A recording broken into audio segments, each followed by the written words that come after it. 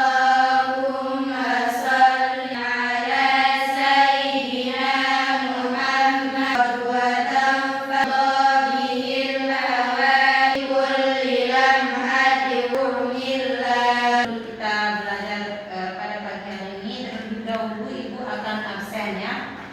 Lisa Febriani, hadirah. Dewi Tunjung Sari, hadirah. Nusratina Mati, hadirah. Masuk semua ya?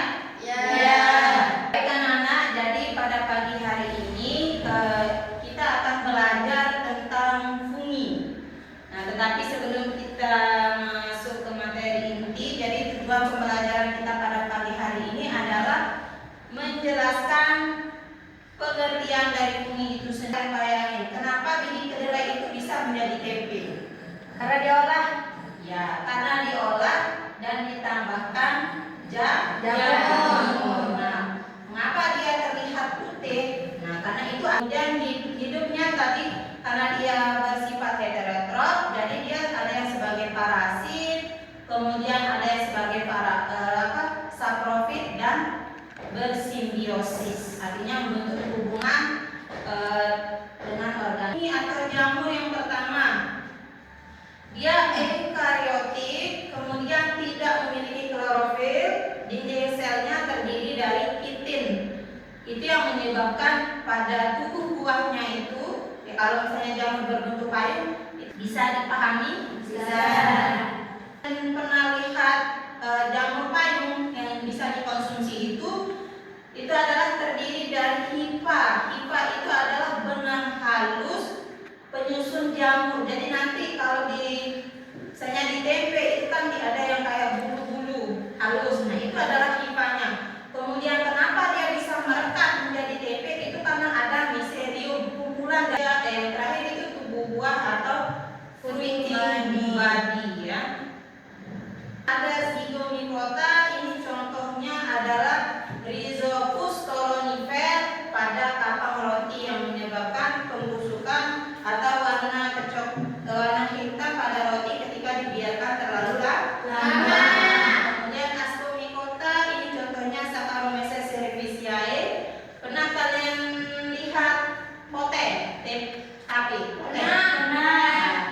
Jadi itu adalah tape dari singkong itu adalah merupakan hasil atau kutu air pada kulit manusia. Jadi pada pertemuan kali ini kita akan Ibu akan membagikan tugas ya, tugas kelompok di mana nanti satu kelompok itu anggotanya 3 orang. Kemudian ada tugas reproduksi fungi itu dibagi menjadi 2, ada yang secara aseksual dan seksual. Kalau aseksualnya ini pembentukan spora aseksual melalui fragmentasi hifa. Sedangkan kalau seksual ini penyatuan hifa jantan dan hifa betina. Nah, kemudian pembentukan spora secara seksual.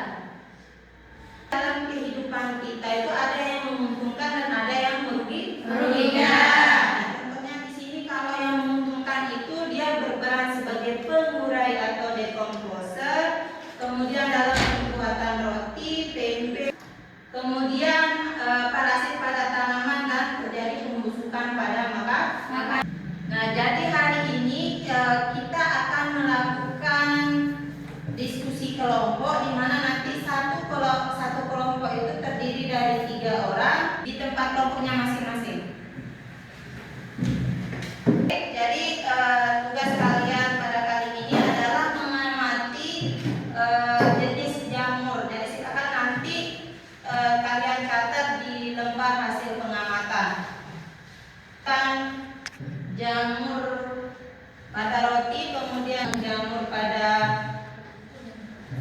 dalam pembuatan tape, dan ketiga akan mendapatkan jamur payung ya. Jadi kalian silakan dari gambar tersebut silakan kalian amati apa nama jamur tersebut, dituliskan dalam bahasa Latin, kemudian ciri-cirinya, cara reproduksinya dan bagaimana peranannya. Silakan dikerjakan, mulai diskusi dari sekarang.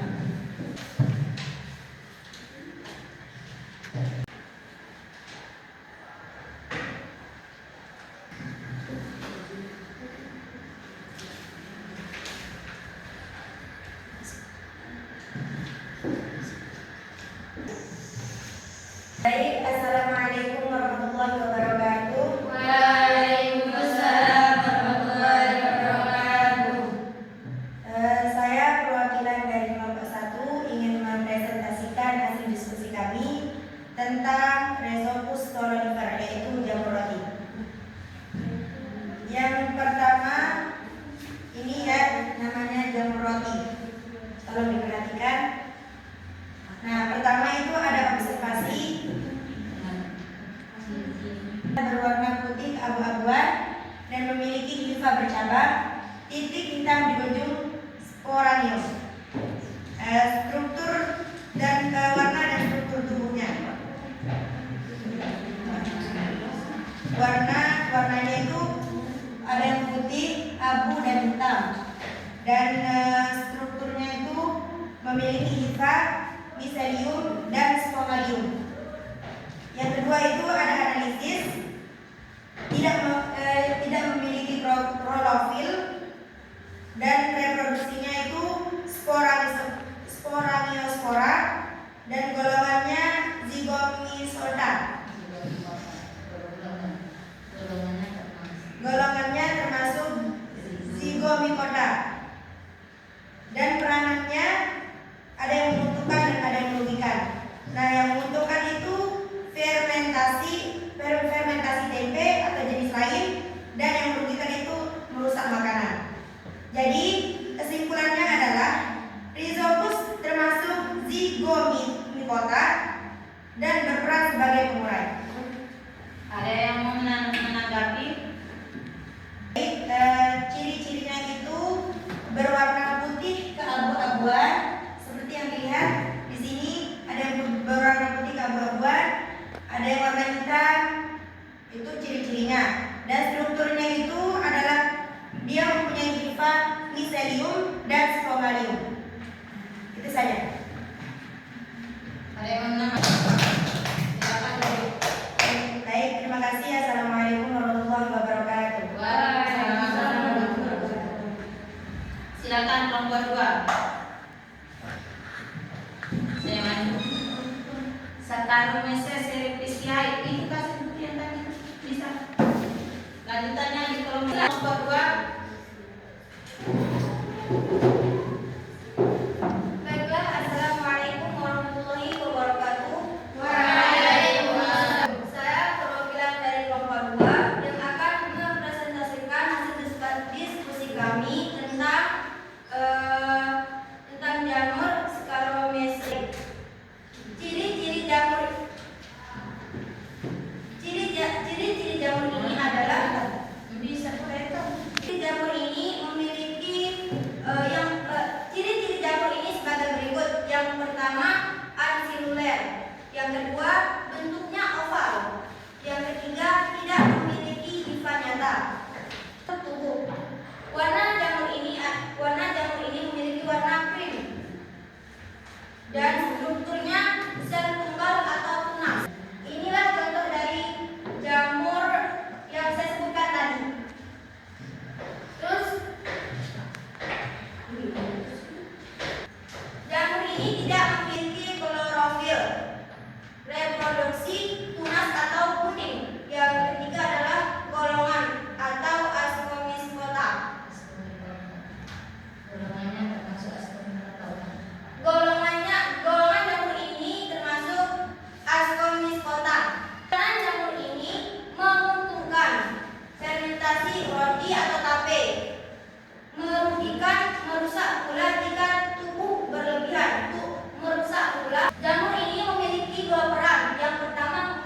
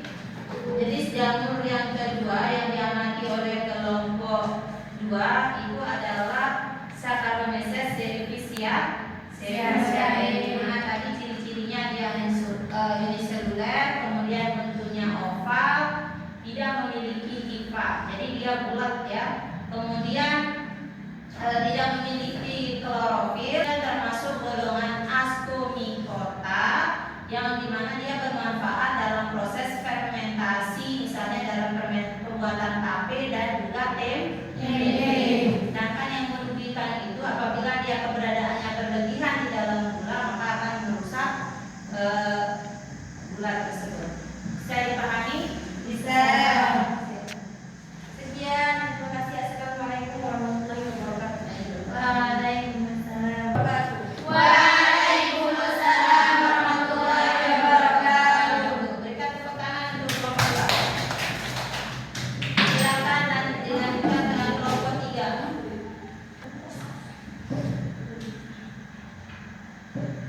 Assalamualaikum warahmatullahi wabarakatuh. Baik, saya perwakilan dari kelompok 3 ingin mempresentasikan tentang Agaricus sp, yaitu jamur payung. Hasil pengamatan jamur tersebut, nama jamur tersebut adalah Agaricus sp.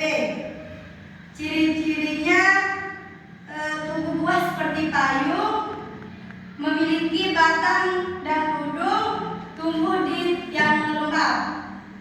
Warna dan struktur tubuhnya, warnanya ada yang coklat dan ada yang putih.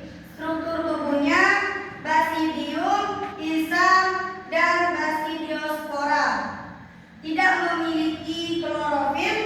Reproduksinya basidiospora, golongannya Basidiomycota. Perannya ada yang menguntungkan dan ada yang merugikan. Jamur yang menguntungkan, jamur pangan dan pengurai. Dan jamur yang merugikan, beberapa jenis jamur payung beracun. Jadi kesimpulannya, Agaricus sp termasuk Basidiomycota dan bermanfaat sebagai makanan. Ada yang mau menanggapi?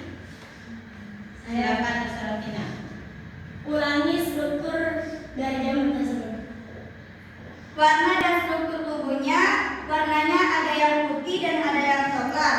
Struktur tubuhnya basidium, insang, dan basidiospora. Sudah jelas. Oke. Jadi jenis jamur yang ketiga yang diamati oleh kelompok 3 itu adalah jamur payung ya, Agaricus sp.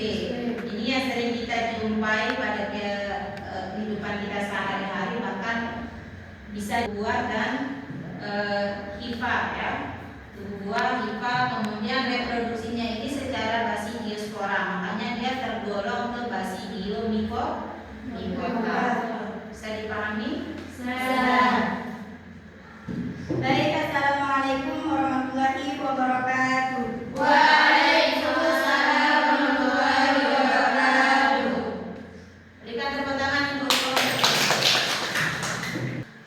Baik, jadi berdasarkan hasil diskusi yang telah kalian lakukan tadi, dapat kita simpulkan bahwa ada 3 jenis jamur yang kalian amati ya. Yang pertama itu kelompok 1 tadi mengamati jenis jamur Rhizopus stolonifer. Kemudian untuk kelompok 2 itu dia mengamati jamur jenis Saccharomyces cerevisiae. Dan kelompok 3 itu adalah jamur Agaricus sp. Nah, jadi sebelum kita akhiri, apakah ada yang menyimpulkan pembelajaran kita pada pagi hari ini? Ya, silakan Nopi. Ini ada yang menguntungkan dan ada yang merugikan. Ada yang lain? Bu, Ya, silakan. ini merupakan makhluk hidup eukariotik. Ya, yang lain?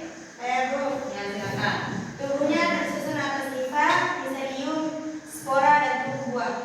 Ya, jadi fungi itu merupakan organisme eukariotik, ada yang menguntungkan dan ada yang tidak, ada yang merugikan ya. Selain itu tubuhnya tersusun atas hifa dan miselium nanti yang akan membentuk tubuh buah. Dan pada pagi hari ini, marilah kita tutup dengan alhamdulillah